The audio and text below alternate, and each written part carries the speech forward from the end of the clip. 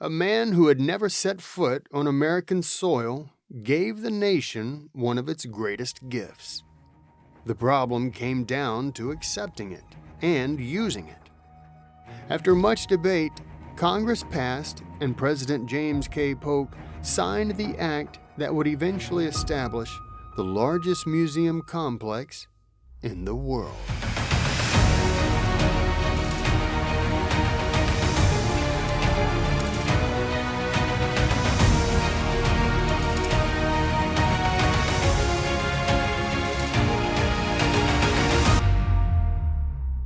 In 1765, Elizabeth Hungerford Keitt Macy moved to Paris from England to give birth to her illegitimate son in secret.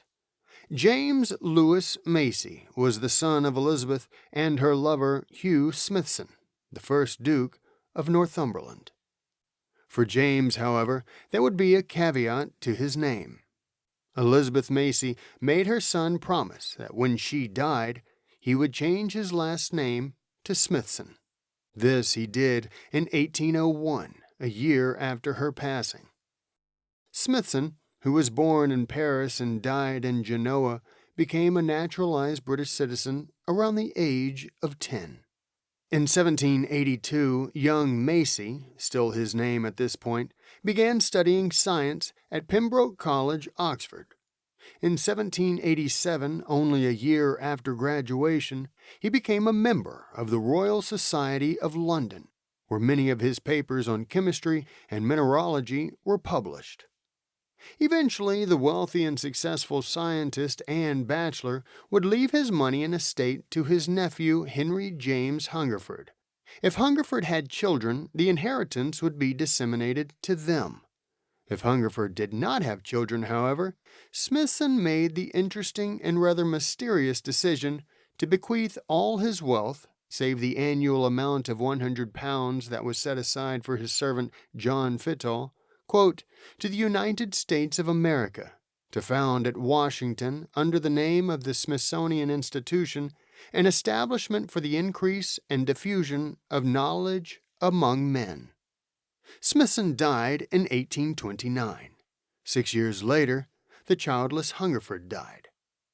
When the United States was notified of Smithson's bequest, President Andrew Jackson requested Congress initiate the acquisition of the estate. After debating the issue, Congress agreed to accept Smithson's gift. Richard Rush, the son of American founder Benjamin Rush and eventual U.S. Attorney General and Secretary of the Treasury, sailed to England and won a judgment from the Court of Chancery, where Smithson's estate had been managed. Rush immediately converted the estate into gold sovereigns, which amounted to $508,318.46. And on July 17, 1838, he sailed back to America. Obtaining the money was simple compared to actually using it.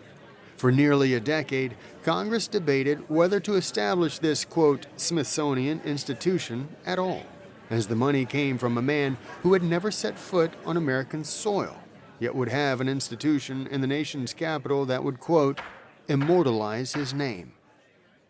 Among those debates were the considerations of what the institution would actually be. Would it be a museum? A university?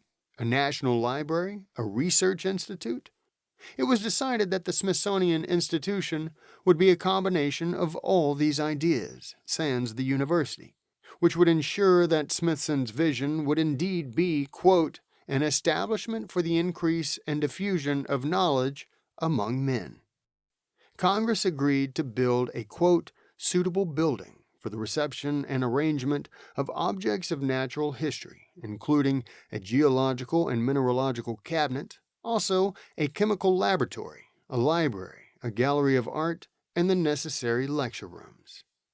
And all objects of art and of foreign and curious research, and all objects of natural history, plants, and geological and mineralogical specimens shall be arranged in such order and so classed as best to facilitate the examination and study of them.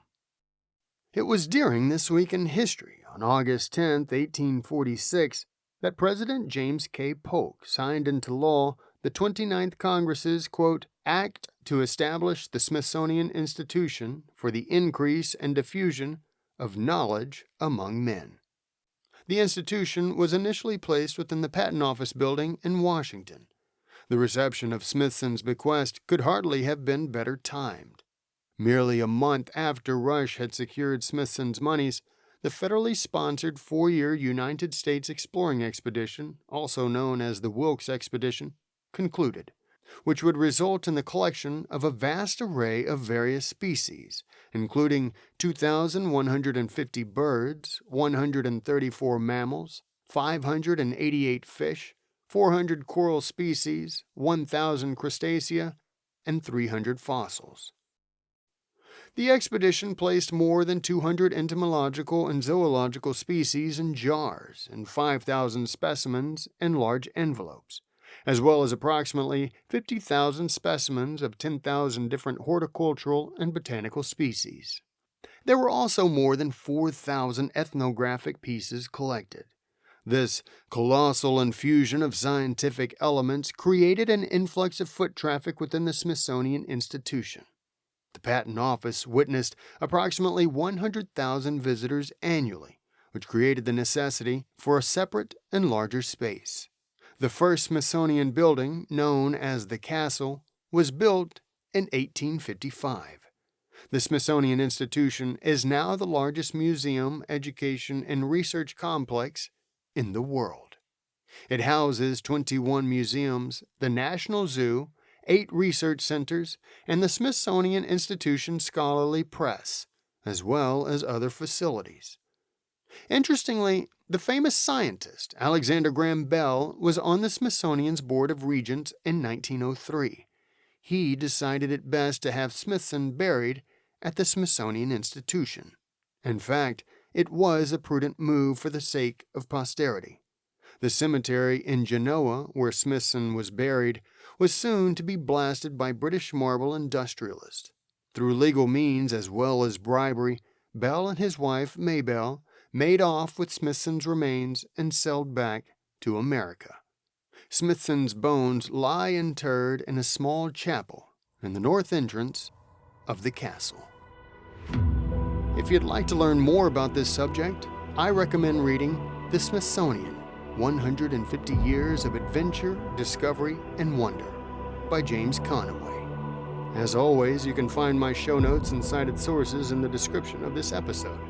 If you enjoyed this episode, please leave a like and a comment. Also, tell your friends and family about the show so that they too can explore the world through American history. American Tales is a production of the Sons of History. I'm Dustin Bass, reminding you to join me next week for another American Tale. I'll talk to you then.